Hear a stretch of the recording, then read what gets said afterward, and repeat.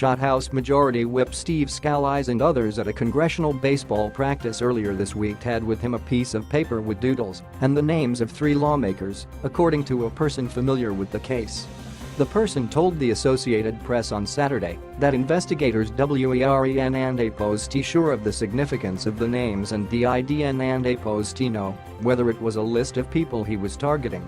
This person was not authorized to speak publicly about the case and spoke on condition of anonymity. The person did not disclose the names but said those listed had been briefed. Scalise and APOS trauma surgeon said Friday that the GOP whip can hope to make an excellent recovery, even though he arrived at the hospital Wednesday at risk of imminent death. Dr. Jack Sava of MedStar Washington Hospital Center said there was a good possibility that the Louisiana Republican will be able to return to work in his full capacity.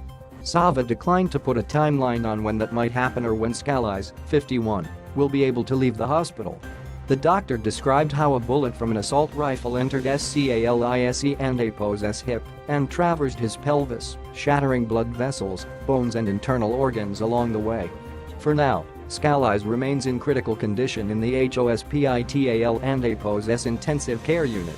Scalise, the number 3 House Republican, arrived at the hospital via helicopter in shock, with intense internal bleeding, Sava said. Since then, the lawmaker has undergone multiple surgeries and procedures to stop the bleeding and repair bone. He has been brought out of sedation periodically and been able to recognize and communicate with his family, Sava said.